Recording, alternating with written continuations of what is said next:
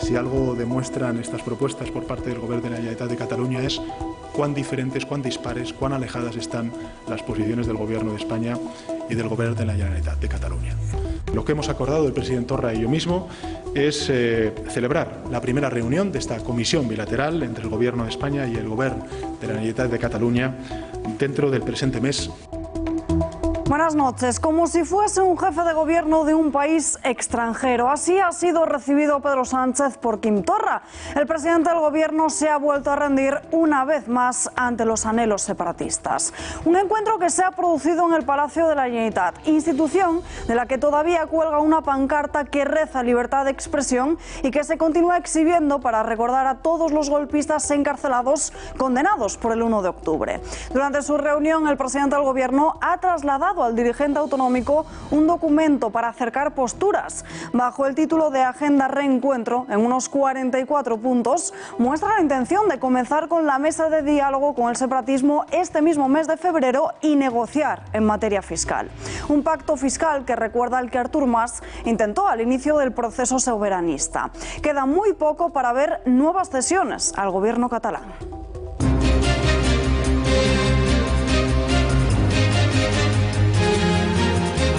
Pedro Sánchez habló con Delcy Rodríguez desde el teléfono de José Luis Ábalos mientras estaban en el aeropuerto. La número 2 de Maduro le habría exigido al presidente del gobierno que no recibiese a Juan Guaidó en su visita, como así sucedió. Una información que publica el diario ABC y que Sánchez niega. Eso es una mentira y es absolutamente falso. Es falso. Crisis en el seno del Partido Popular a cuenta del País Vasco. En este territorio, además de en Cataluña, Génova 13 aspira a concurrir a las elecciones con Ciudadanos. Se rumorea que Rosa Díez podría encabezar esa candidatura, un hecho que dejaría fuera a Alfonso Alonso. Yo he hablado con Casado, ¿no? Él ha manifestado su confianza en público y en privado. Y yo lo que les quiero decir es nosotros no daríamos este paso sin contar tampoco con el apoyo de Madrid.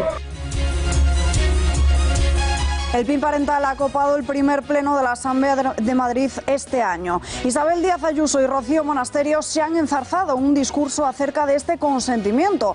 Vox exige que se implante en los centros porque así se acordó en el pacto para que el Partido Popular gobernase.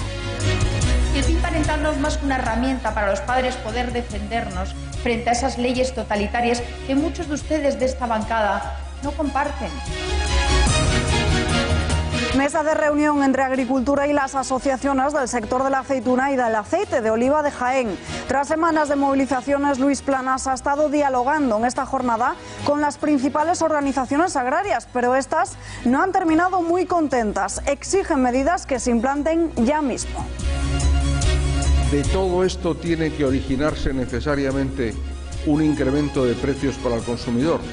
Mi conclusión es que no. Donald Trump sale impune del impeachment. El Senado de Estados Unidos ha votado a favor de absolver al presidente en el juicio político en su contra por el escándalo de supuestas presiones a Ucrania. Esto permite que Trump pueda buscar su reelección como presidente sin ningún tipo de trabas.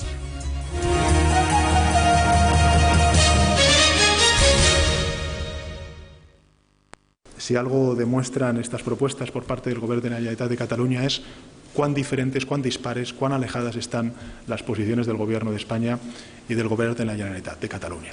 Lo que hemos acordado el presidente Torra y yo mismo es celebrar la primera reunión de esta comisión bilateral entre el Gobierno de España y el Govern de la Generalitat de Cataluña dentro del presente mes.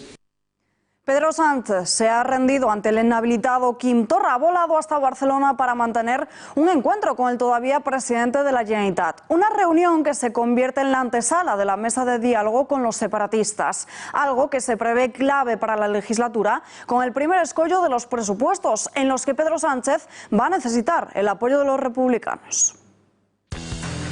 Llegaba Pedro Sánchez y Torra lo esperaba a las puertas de la Generalitat. Entre pitidos lo recibían los independentistas. Se daban la mano y entraban en el Palau. Ahí se celebraba un encuentro entre ambos presidentes durante hora y media para abordar el conflicto catalán. Pero antes, la foto. Sonrisa y otro apretón de manos. Las dos banderas convivían en la Generalitat en un encuentro en el que Sánchez le entregaba a Torra un documento con 44 propuestas sobre las que van a dialogar. Junto a cada asunto figura una respuesta. La primera, la constitución de esa mesa de debate este mes, la búsqueda de soluciones y un apartado en el que se indica que el gobierno está dispuesto a atender demandas sobre resoluciones judiciales. Un documento que trata distintas cuestiones. Y Torra le respondía con un regalo, bueno, dos, unos libros en catalán a modo de indirecta titulados Inventando Derechos Humanos y Libertad y Sentido. Reunión cordial de la que no han trascendido muchos datos. Sánchez la ha centrado, dice, en el diálogo. Hoy es el día en el que, a juicio del Gobierno de España, tiene que comenzar el diálogo para el reencuentro. Una palabra que ha repetido en más de 30 ocasiones. El diálogo, que el diálogo debe partir del reconocimiento, retomar nuestro diálogo. Y también en el reencuentro, pocas respuestas porque asegura que los temas se tratarán en la mesa de negociación con Esquerra y al ser preguntado sobre la figura del mediador, lo pluralizaba. Por tanto, el mediador van a ser los 47 millones de ciudadanos y ciudadanas que van a ser testigos de un diálogo franco, sincero.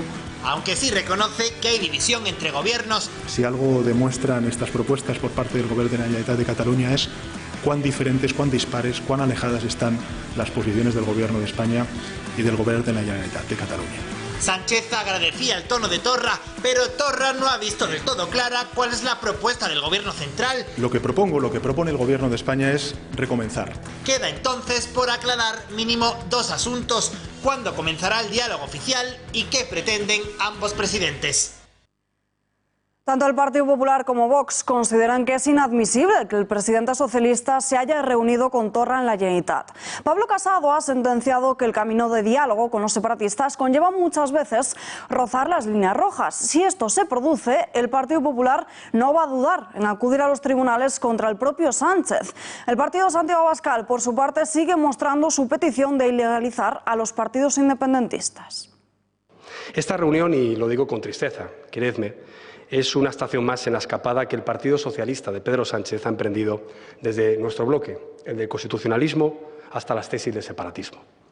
Sánchez se ha sumido ya en un proceso de colonización y control de las instituciones democráticas para complacer a sus socios separatistas.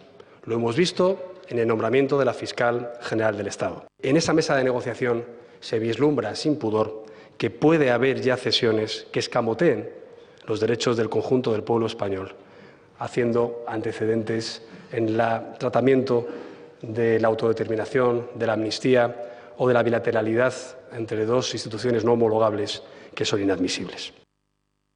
Nos parece brutal que un presidente de la nación española se siente con un golpista, con alguien que quiere acabar con las libertades y los derechos de muchísimos españoles. Yo creo que sentarse a dialogar con aquellos que cometen delitos y aquellos que atentan con contra las libertades de todos es poner en riesgo precisamente a la nación. Y nosotros lo denunciamos, lo criticamos y estaremos, desde luego, desde el punto de vista judicial, iniciando todos aquellos procedimientos que puedan acabar con esta, con esta forma de operar por nuestro presidente. El encuentro entre Torra y Sánchez también tiene un amplio clima preelectoral. Estas elecciones en Cataluña, anunciadas sin fecha por Quim Torra, seguramente se vayan a producir antes de abril. Para entonces, el Partido Popular y Ciudadanos tendrían que haberse puesto de acuerdo sobre cómo concurrir a las mismas. La portavoz naranja, Inés Arrimadas, habla de una coalición llamada Mejor Unidos, no solo en Cataluña, también en el País Vasco y en Galicia, y parece que las maniobras han comenzado para buscar a un candidato común. Según Es Diario, Rosa Díez, la expresidenta de UPyD, sería una cabeza de lista de consenso para ambos grupos. Díez ha estado muy cerca del Partido Popular en las últimas semanas, participando en actos organizados por el grupo. El más que probable adelanto electoral sigue dependiendo de Íñigo Urkullu, pero si Rosa Díez es la candidata de PP y de Ciudadanos, eso significaría la salida de Alfonso Alonso. Parece que en Génova 13 ya tienen un esquema y en él no entra el dirigente vasco. Alonso se ha mostrado hoy muy tranquilo, pero sí que pide cerrar esas especulaciones. Yo he visto que hay mucho ruido, ¿no? Y se abren muchas especulaciones, conviene cerrarlas, pues preparar el partido, confirmar nuestro proyecto político, porque es el que existe, ha sido aprobado aquí, es el que nosotros defendemos, y poner todo en marcha porque puede haber elecciones en cualquier momento. Yo he hablado con Casado, ¿no? Él ha manifestado su confianza en público y en privado, y yo lo que les quiero decir es, nosotros no daríamos este paso sin contar tampoco con el apoyo de Madrid, y por tanto yo tengo la confianza de mi presidente, y Casado tiene que saber que tiene la confianza del partido en el País Vasco, que vamos a luchar para defender aquí el proyecto. Nuevo giro en la historia de Delcy Rodríguez en el aeropuerto de Madrid-Barajas. La mano derecha de Nicolás Maduro habló con Pedro Sánchez. Lo cuenta hoy en exclusiva el diario ABC. En la madrugada del pasado lunes 20 de enero, José Luis Ábalos acudió hasta el aeropuerto y habló con la número 2 de Maduro. El ministro de Transportes, según este medio, estaba muy nervioso, por lo que le telefoneó desde su teléfono al presidente del gobierno. Ábalos pasaría en ese momento la llamada a Rodríguez y se habría producido una conversación muy breve, corta pero suficiente, según ABC, para que éste le pidiese que no se reuniera, que no recibiese a Juan Guaidó. También le habría trasladado su malestar por la presencia de Leopoldo López en la residencia del embajador español en Caracas. Y el tercer y último tema, el futuro de Repsol en Venezuela. Una conversación que, de haberse producido, sería un auténtico escándalo y una muestra de la deriva chavista del gobierno. Pedro Sánchez ha sido preguntado por este asunto en el Palau de la Generalitat y lo ha negado, lanzando además reproches a ABC. Y eso es una mentira y es absolutamente falso. Es falso. Y lo que me deja muy sorprendido es que antes de publicar esa noticia no hayan contrastado con el gobierno de España. Por tanto, es absolutamente falso que yo tuviera una conversación telefónica con la vicepresidenta de Venezuela. Absolutamente falso. De forma tajante lo ha negado, pero el Partido Popular va a exigir igualmente la comparecencia de Sánchez. El dirigente del grupo, Pablo Casado, le recuerda al socialista que, de haberse producido, sería una violación de la normativa de la Unión Europea. Que si se confirmara la información que hoy ocupa una portada de un medio de comunicación nacional, estaríamos ante un hecho gravísimo, porque el propio presidente del Gobierno habría vulnerado él, directa y personalmente, las sanciones de la Unión Europea contra el régimen dictatorial de Maduro. Nosotros vamos a pedir la comparecencia urgente de Pedro Sánchez en el Congreso de los Diputados para que aclare todo lo que sepa de esta cuestión, las 6 versiones de Ábalos y su posible implicación en esta llamada. Vamos a solicitar también con un acta notarial que no se destruya ningún vídeo ni ningún registro del aeropuerto de Barajas de ese día, y solicitaremos también el registro de llamadas telefónicas del ministro Ábalos esa noche. Hablamos ya con Luis Fernández, consultor político más conocido en las redes sociales por sus polémicos tuits como Elvise Pérez. Muy buenas noches. Hola, ¿qué tal? Buenas noches. ¿Tiene pensado Sánchez, como ya hizo en anteriores ocasiones, viajar a Estados Unidos? Bueno, todavía no ha trascendido absolutamente nada de la agenda internacional que pretende Pedro Sánchez durante 2020, aunque le vendría francamente bien tanto a él como a España que visitaran, entre otros países, Estados Unidos y Donald Trump. Algo, por cierto, que han hecho países como Grecia o Italia con un problema que también tenemos nosotros en España, que es los aranceles con el mundo agrario. Si pudiéramos hacer igual que ellos, reunirnos con Donald Trump y poder pedir una rebaja y una negociación en esos aranceles, como ha hecho, por ejemplo, la patronal del aceite en ambos países, en Grecia e Italia, al mundo agrario que tanto está sufriendo estos aranceles en España le vendría francamente bien. Lamentablemente, como ya sabéis en plató, el único interés que tiene Pedro Sánchez en materia de reuniones internacionales es o con la sicaria de Nicolás Maduro vía teléfono de Ábalos en el aeropuerto de Madrid, o con quien se autoproclama un líder internacional como es Quim Torra. ¿Le podría acompañar Carmen Calvo en ese supuesto viaje a Estados Unidos? Bueno, si estuviéramos en 2004 no, porque fue el año en el que Carmen Calvo fue condenada por desacato y puesta en busca y captura por la juez Annie H. Hall de Cook, del estado de Illinois, y si ella hubiera puesto un solo pie en Estados Unidos habría sido inmediatamente detenida y puesta a disposición judicial. Hoy, sin embargo, sí podría pisar suelo estadounidense porque esa deuda que llegó a alcanzar hasta 5,5 millones de euros, sumando intereses de demora, fue disuelta. Hay medios, efectivamente, que dicen que esa multa se pagó y con dinero público. Entonces, ¿se ha llegado a librar Calvo de sus problemas con la justicia de Estados Unidos? Bueno, más que medios, de hecho, aparece en el propio Boletín Oficial del Estado del 29 de diciembre de 2006 y en el propio diario oficial de la Generalidad de Cataluña del 27 de marzo de 2007, transferencias públicas que entre ambas, 1,7 millones cada una, suman un total de 3,4 millones de euros y que fueron las que libraron, por cierto, dinero que hemos pagado todos nosotros, o sea, de una deuda que provocó la inoperancia de Carmen Calvo y que, sin embargo, este escándalo no ha supuesto un solo minuto de interés para el duopolio mediático que sufrimos. ¿Hay más políticos españoles implicados en esta supuesta trama? Bueno, está del Partido Popular Josep Piqué, por ejemplo, o el exministro de Industria, Joan Clos. Ambos fueron parte del fiasco de Fòrum de Catalunya, que es el origen de toda esta polémica y que parece moco de pavo, pero entre las aportaciones tengo aquí a mano del Ayuntamiento, de la Generalidad y del Gobierno sumaron casi 221 millones de euros. Repito, casi 221 millones de euros el fiasco de Fòrum Barcelona. Parece que no tiene ningún tipo de importancia y ningún tipo de eco y que si no se publican en digitales y redes sociales, como si no hubiera pasado, ¿no?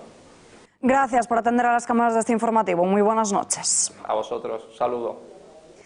Primer pleno de 2020 de la Asamblea de Madrid con el PIN parental como epicentro del mismo. Tanto Vox como Más Madrid han preguntado sobre esta cuestión a la presidenta de la comunidad, a Isabel Díaz Ayuso. La primera en llevar estas preguntas a cabo ha sido Rocío Monasterio. La dirigente de Vox en Madrid quiere saber si Díaz Ayuso está dispuesta a implantar el PIN parental, recordándole que es una medida que pactaron para que el Partido Popular pudiese gobernar. La presidenta ha defendido la alternativa que plantea la Consejería de Educación, que las familias conozcan el principio de cada curso, la programación que prevé cada centro, algo insuficiente para Vox. Esta es la primera comunidad autónoma de toda España que permite que las familias elijan el colegio que quieren para sus hijos.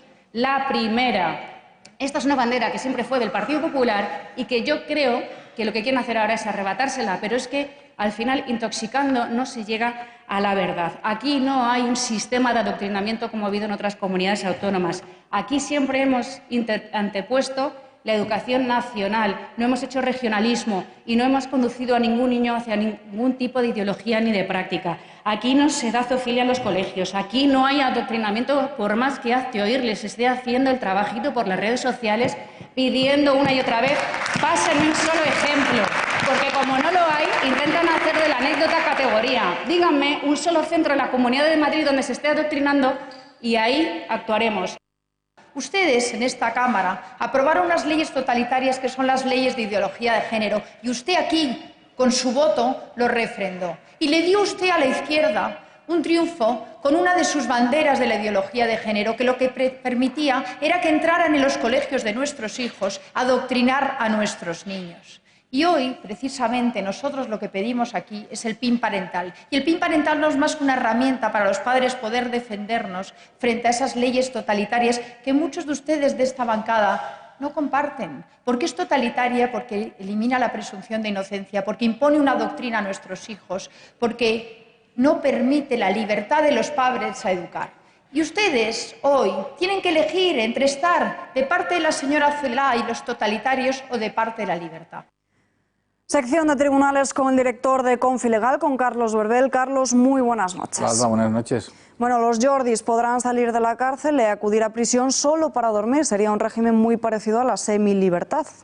Es muy parecido a lo que le impusieron a Oriol Pujol, que es, mira, comparado con el tercer grado, tiene como 2 horas al día más de tercer grado, con lo cual, van a aplicar la ley, porque pueden aplicar la ley, pero no deja de llamarte la atención que 2 personas que han sido condenadas a 8 o 9 años de cárcel, pues salgan prácticamente a los 2 años. Tienen que dormir, eso sí, en la cárcel por las noches y los fines de semana, pero ¿cuánta gente está con condenas mucho menores y están en la cárcel, ¿no? Nueva doctrina del Tribunal Constitucional sobre los encarcelados y los medios de comunicación. ¿En qué consiste exactamente? Pues es un revés que le han dado a instituciones penitenciarias y a la propia justicia sin paliativos. Hasta ahora, en los últimos 40 años de democracia, cuando alguien condenaba a una pena de prisión, pues instituciones penitenciarias prácticamente no te dejaba hacer ningún tipo de entrevista y nada por el estilo. Hemos visto que en los últimos tiempos la institución penitenciaria de Cataluña, digamos que ha sido muy flexible y prácticamente ha dejado que los condenados pues hablen por los codos prácticamente. Entonces lo que ha venido a decir el Tribunal Constitucional es que los condenados tienen derecho a la libertad de expresión, que instituciones penitenciarias no tienen derecho a coartar esa libertad de expresión, que tampoco tiene el derecho a coartar la libertad de información nuestra a los periodistas y, por supuesto, el derecho de los ciudadanos a saber. Por lo tanto, ha cambiado completamente. Antes no había doctrina, no había nada. Ahora, las instituciones penitenciarias saben perfectamente que si un periodista quiere hablar con un preso, pues tiene que dejar hablar. ¿Y con cámara de televisión también, por ejemplo? Vamos, y se implica eso también, evidentemente. Yo a veces veo lo que hay en Estados Unidos y veo que los entrevistan en la propia prisión. A mí no me parece, vamos a ver, es que en instituciones penitenciarias, lo hemos dicho muchas veces, mi amigo Galiacho, por ejemplo, hace poco tiempo con el caso de Cachopo, fue a entrevistar al hombre y no le dejaron entrar y lo denunciamos y demás. Es lógico que instituciones penitenciarias decidiera cuándo tú puedes ver a un periodista siendo un interno o cuándo no. ¿Y quién son ellos para decidir qué es lo que va a decir y cómo lo va a decir y de qué forma lo va a decir? No tiene sentido. Yo creo que la sentencia es devastadora. Cambia la cosa en 180 grados para bien. Hoy lo hemos visto, ha sido la reunión entre Pedro Sánchez y Quim Torra, que se produce un día después de que el Parlamento aprobase recurrir ante el Supremo esa inhabilitación de Quim Torra y además con la abstención del Partido Socialista de Cataluña. Sí, pero todos son... A ver, pongamos las cosas en enfoque. ¿Qué busca Pedro Sánchez? Seamos realistas, no perdamos hacia dónde va. Él busca aprobar los presupuestos generales del Estado, que eso es la vida, evidentemente. Entonces, hasta que consiga eso, pues vamos a estar viendo este tipo de historias. Yo hace poco tiempo venía hablando con un amigo en el coche y estaba el hombre pues subido por las paredes. Digo, vamos a ver si es que el objetivo es este.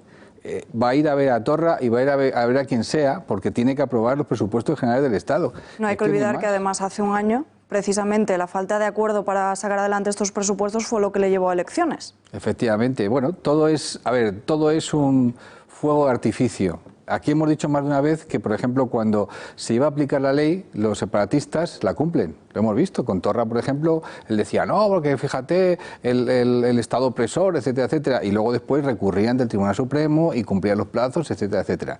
Bien, no nos dejemos llevar por nada más que por un movimiento político por parte de López de Sánchez, de tratar de aprobar los presupuestos generales de Estado cuanto antes. Porque con lo que ha ocurrido con Torra, que se va a tener que ir sí o sí, pues la cosa será complicado.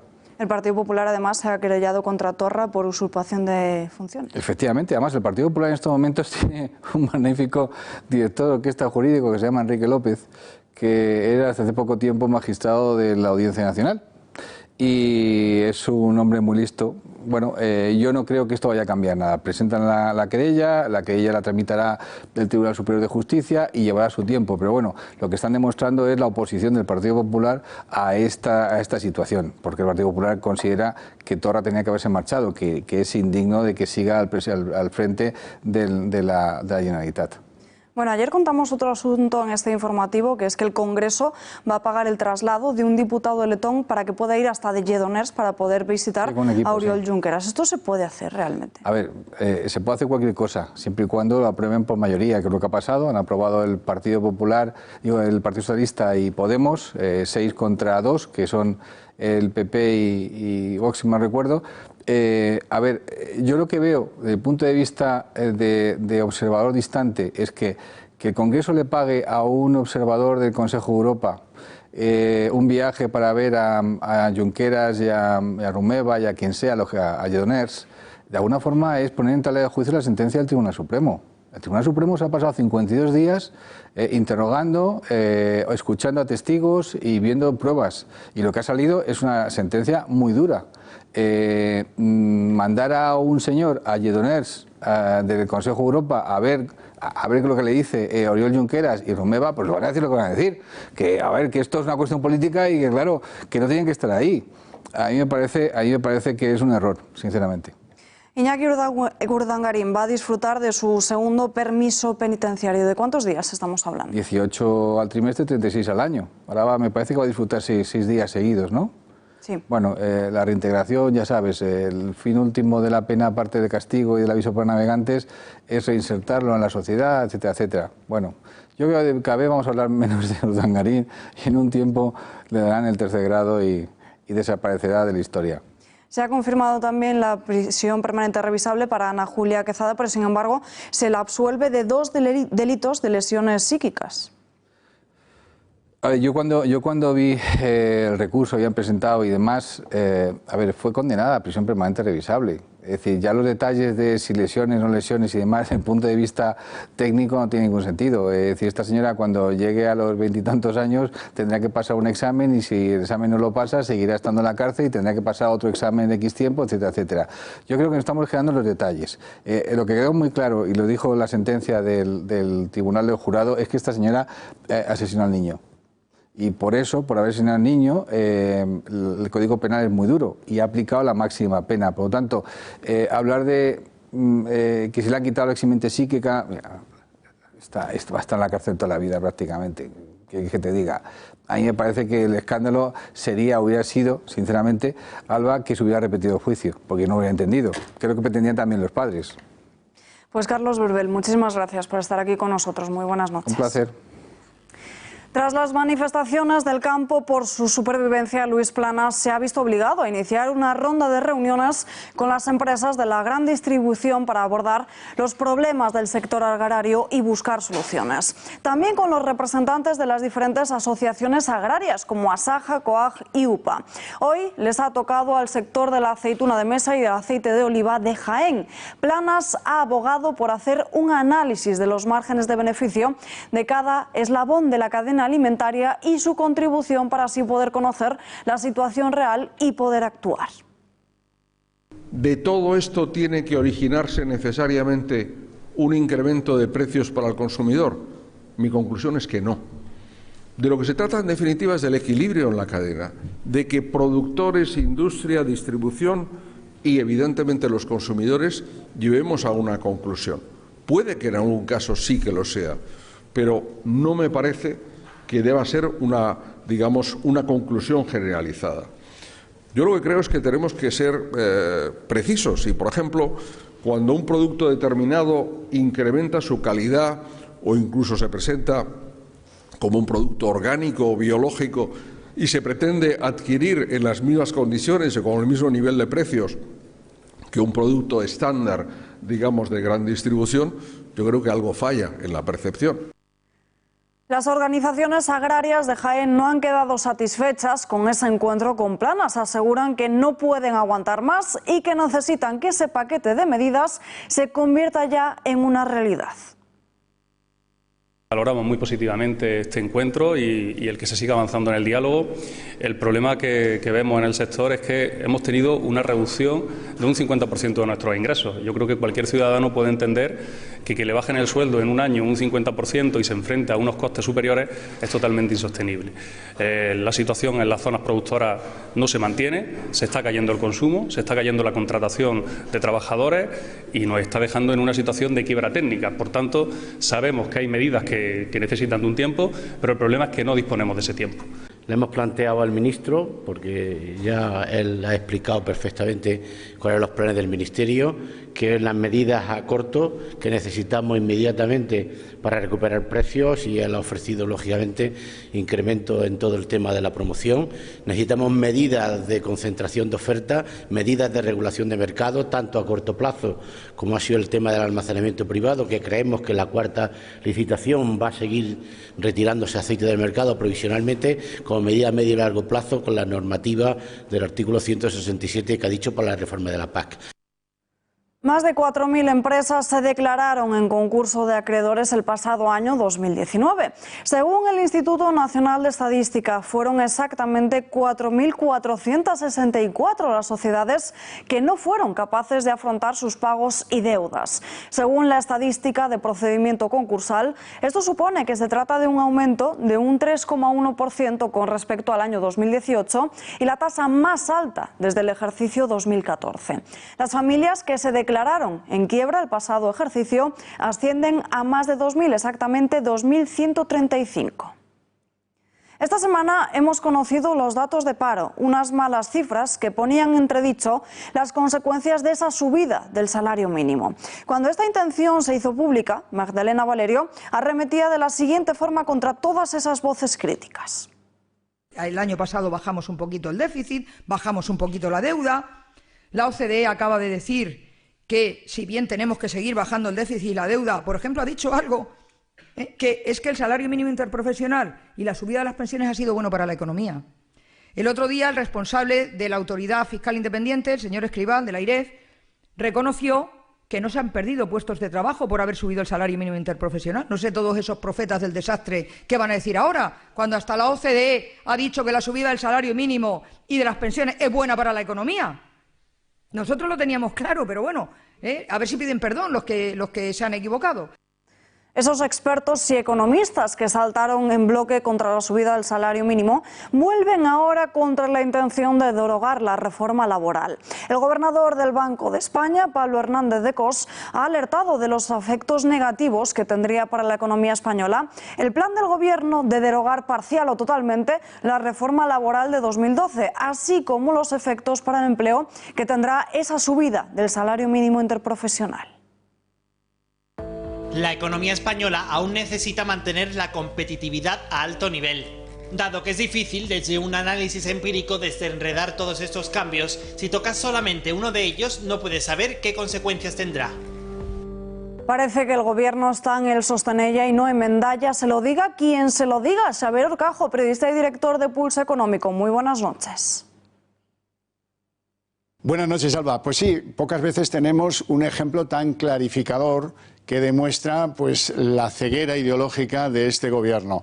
La que fuera ministra de Trabajo, ahora tenemos una que todavía está ideológicamente más activa, Magdalena Valerio, la recordarán, decía que había pues apóstoles, profetas del desastre y de la catástrofe que tendrían que pedir perdón al gobierno. Todo eso lo decía cuando imponían erróneamente el aumento del salario mínimo interprofesional a 950 euros. Hoy sabemos que eso ha producido entre 50 y 60.000 parados. Queriendo hacer el bien, han hecho el mal por un problema de ceguera ideológica, por un problema de no querer oír a quien te dice, el Banco de España, hasta The Economist les llegó a decir, oiga, que eso hay que hacerlo con mucha gradualidad, con mucho cuidado, producirán daño en el mercado laboral español, que es bastante tierno. Bueno, el juramento hipocrático se lo decía a los médicos cuando este era obligatorio. Lo primero es no hacer daño al enfermo. Hay otros refranes muy españoles y muy claros. Hambre para mañana, el pan que te llevas hoy. Así es que, en fin, seguimos con la ceguera y ahora estamos todos pendientes de qué va a hacer este gobierno con sus anunciadas promesas de echar abajo la reforma laboral del Partido Popular, que brindó a esta economía 500.000 empleos. Según la reforma que hagan, pues ya es previsible, hasta el gobernador del Banco de España se manifiesta en periódicos de economía internacionales diciendo, por favor, no toquen la reforma laboral porque volverá a pasar con mayor gravedad lo que ha pasado con el salario mínimo interprofesional. Gracias, Xavier. Muy buenas noches.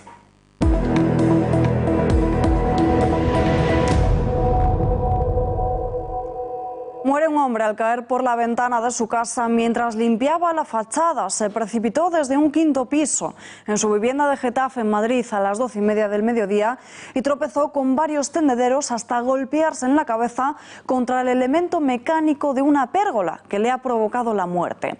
Hasta el lugar han acudido bomberos de la Comunidad de Madrid para poder comprobar que hubiese alguien más en la vivienda, y también sanitarios del SUMA 112 que han comprobado el fallecimiento de la víctima y han atendido a una vecina que sufrió una crisis nerviosa tras presenciar este accidente.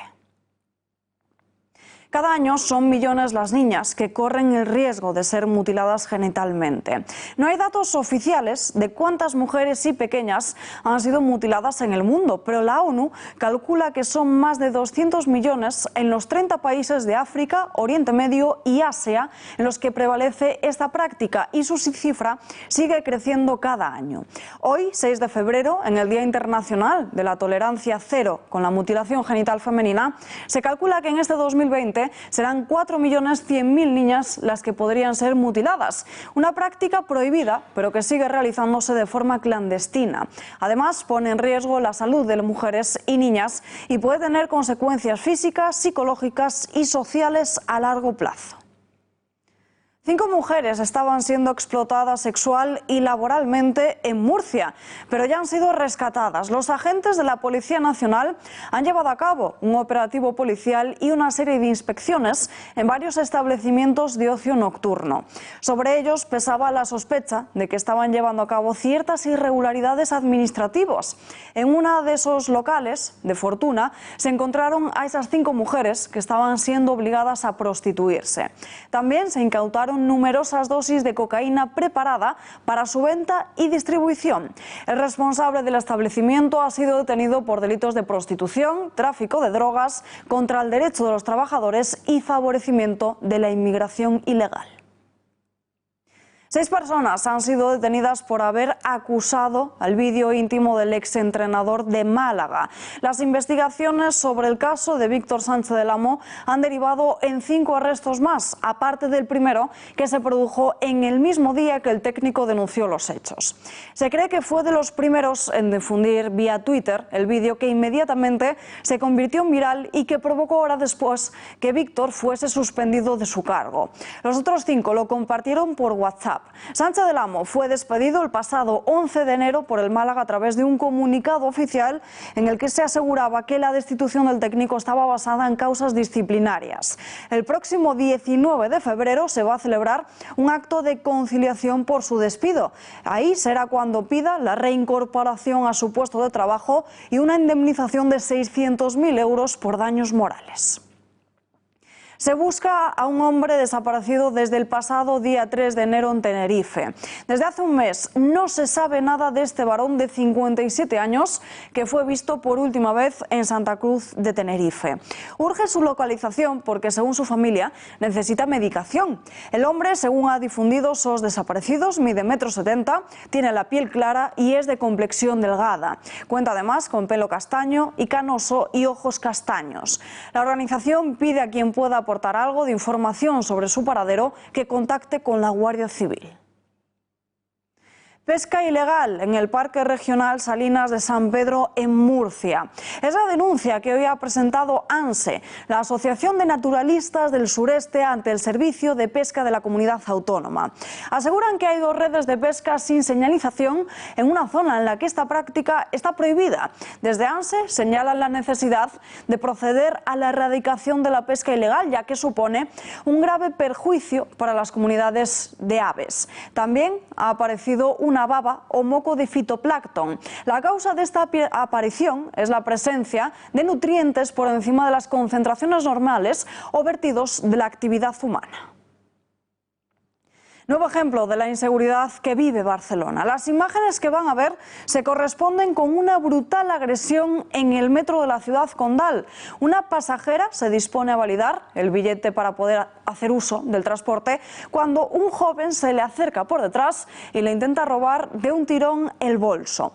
La mujer se resiste mientras que la arrastra por el suelo propinándole patadas y puñetazos. Incluso en algún momento se ve cómo saca un objeto punzante que se le termina cayendo al suelo. Los hechos sucedieron el pasado viernes por la noche, pocos minutos después de las 11, en la estación de metro de la línea 1 de Navas. Según informan en el caso .cat, el ladrón ya ha sido identificado como uno de los carteristas habituales que rondan por el metro de Barcelona. Robaron 80 coches y los enviaron a África. Por estos hechos, 11 personas de entre 36 y 48 años han sido detenidas en Alicante y 9 más en Francia, desarticulando de esta forma una organización especializada en la sustracción de vehículos entre la provincia alicantina y Gerona. El modus operandi era siempre el mismo: rompían las ventanillas, manipulaban los sistemas de bloqueo y arranque usando equipamiento informático muy avanzado y se llevaban el coche hasta los gestores que lo regularizaban. No dudaban en usar la violencia en caso de ser descubiertos, llegando incluso a robar en una ocasión a punta de pistola. Los detenidos son de nacionalidad francesa, argelina y española y se les acusa de los supuestos delitos de robo con fuerza, falsificación de documentos, blanqueo de capitales y pertenencia a organización criminal, y tras pasar a disposición judicial, 4 de ellos han ingresado en prisión provisional. 9 detenidos y 28 personas multadas en 5 redadas en diferentes locales de Murcia. La Policía Nacional ha llevado a cabo un operativo con el objetivo de prevenir actividad delictiva, sobre todo para evitar robos con fuerza que pudieran cometerse en la región murciana. Por ello se registraron 5 locales diferentes.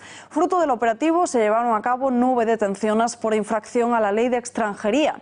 La mayoría de los arrestados tenían antecedentes por diferentes delitos contra el patrimonio.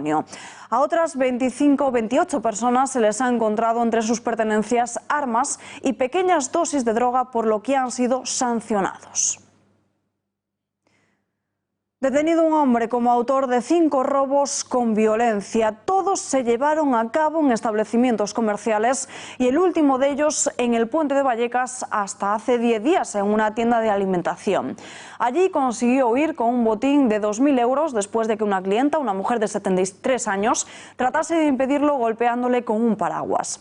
A ella se le dio el apodo de heroína de Vallecas, aunque finalmente el ladrón consiguió llevarse la caja registradora.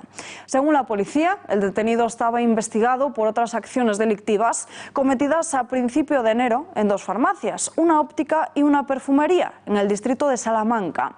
Se ha decretado ya su ingreso en prisión. Detenido por cometer un robo con violencia e intimidación en una gasolinera de Bonet, en Alicante. El hombre de 40 años entró en el establecimiento y con la cara tapada y esgrimiendo un cuchillo de grandes dimensiones. La empleada de la gasolinera llamó a la Guardia Civil ofreciendo todos los datos posibles del vehículo en el que había huido este individuo. Se alertó de esta incidencia a las patrullas de servicio más cercanas al lugar de los hechos y gracias a este operativo consiguieron detenerle, localizando primero el vehículo fugado. Al detenido le constaban numerosos antecedentes por robo con violencia e intimidación, de similares características al cometido en varios puntos de la geografía española. Igualmente se le investiga por un delito contra la seguridad vial tras arrojar un resultado positivo en la prueba de alcoholemia que se le realizó tras su detención. Desmantelada una banda dedicada al tráfico de drogas en Canarias. Se han detenido un total de 18 personas de entre 20 y 60 años que conformaban esa organización criminal dedicada a la fabricación y tráfico de sustancias estupefacientes. La Guardia Civil y la Policía Nacional y la Agencia Tributaria han llevado a cabo una operación conjunta que ha supuesto la intervención de más de 1.800 kilogramos de droga. Asimismo, se han desmantelado 3 laboratorios destinados a la elaboración, el almacenaje y la distribución de sustancias psicotrópicas, derivados anfetamínicos y anabolizantes. Por otra parte, los agentes han intervenido 50.000 euros en efectivo, numerosos vehículos, armas de fuego, joyas y diverso material informático.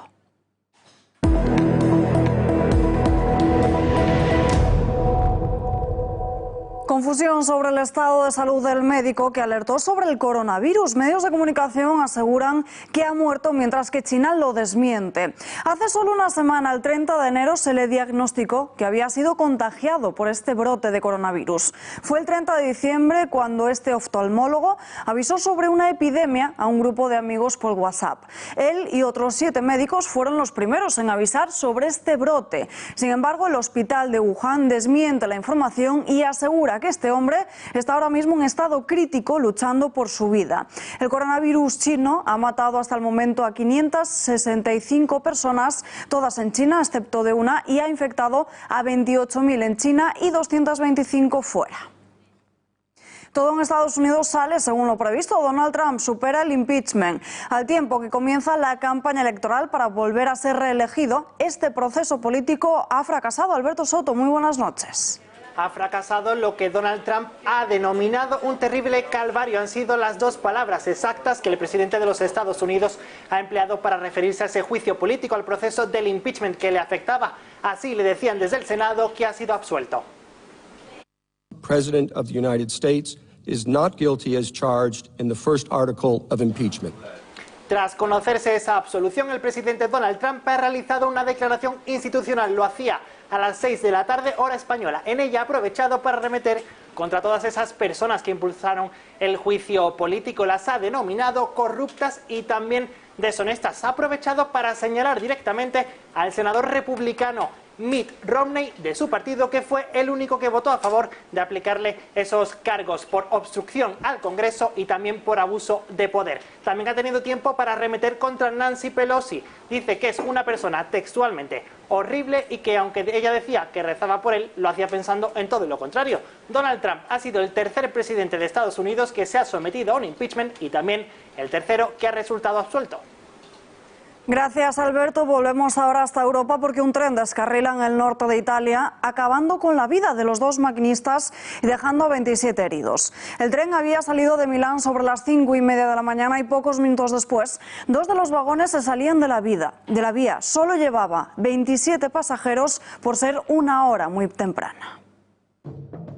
Al menos 2 personas han muerto y unas 30 han resultado heridas, varias de ellas graves, como consecuencia del descarrilamiento de un tren de pasajeros a su paso por la localidad de Ospitaletto Lodigiano, en el norte de Italia. Una de las víctimas mortales, el maquinista del tren. Como consecuencia del accidente, desde las 5:30 de la madrugada de este jueves, se han suspendido los servicios de la línea de alta velocidad que conectan Milán con Bolonia. Hasta el lugar del siniestro ferroviario se han desplazado unidades de bomberos. La empresa ferroviaria italiana Red Ferroviaria de Italia ha contado en un comunicado que las causas del accidente están siendo investigadas. Tras el siniestro, los trenes han sido desviados a la línea ferroviaria convencional que une Milán con Piacenza, acumulando así retrasos de hasta 60 minutos. Holanda planea la legalización de la eutanasia. El gobierno ha empezado a tramitar la puesta en marcha de una pastilla del suicidio o píldora de Orión. Se destinaría, según fuentes gubernamentales, a aquellas personas mayores de 70 años que estén cansadas de vivir. Esto se produce días después de que el Ejecutivo haya hecho público un estudio en el que se muestra cómo hay una parte de la población de más de 55 años que, pese a que se encuentra en buen estado físico, tiene deseos de morir. El gobierno holandés quiere que este medicamento no necesite prescripción médica. La eutanasia fue legalizada en los Países Bajos en el año 2002 para casos de enfermedad incurable o dolor insoportable. La fábula de Aracne, popularmente conocida como Las hilanderas, es un lienzo de Diego Velázquez y se va a ver a partir de ahora de otra forma muy diferente. Cuenta con un nuevo marco que va a permitir contemplar la pintura en el Museo del Prado tal y como fue concebida oficialmente por el artista español, ocultando esos añadidos históricos que ha sufrido el cuadro. De esta forma se mejora la experiencia del espectador con el tema principal de la obra, de esa disputa entre la diosa Palas y Aracne sobre sus respectivas capacidades para poder hilar una escena que se encuentra en segundo plano. El nuevo marco cuenta con un papel de enmascaramiento que invisibiliza la ampliación que tuvo lugar en la obra en el siglo XVIII, cuando formaba parte de todas las colecciones reales. Una serie de intervenciones, yo creo que importantes, que bueno, pues lo que pretenden es exhibir de una forma todavía mejor lo que es el principal activo del Museo del Prado, que no es otro que la colección permanente. La primera de esas actuaciones, que vamos a presentar, es la que nos ocupa hoy, y le seguirán otras. Deciros que en un par de semanas pues presentaremos la nueva instalación de la colección del Bosco, en la cual se está trabajando en estos momentos. Probablemente pues las jerarquías mandan, y probablemente nada mejor que empezar este nuevo afán, nuevo empeño por mejorar la colección permanente que con el rey de los pintores del Museo del Prado, con Velázquez, y con una de sus obras más extraordinarias, como es Las hilanderas. El mundo del cine llora la muerte de una de sus leyendas.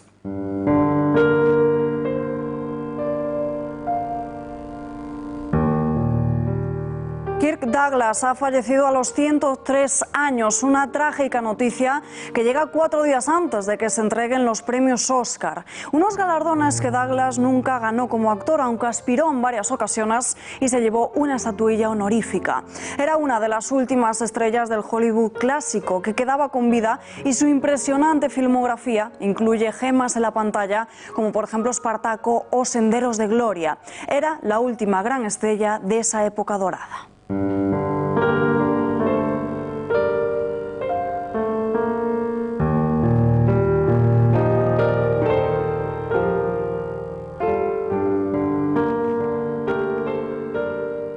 No hay tiempo para más, nos despedimos ya, les dejamos como siempre con Tiempos Modernos y después El gato al agua. Gracias por acompañarnos y muy buenas noches.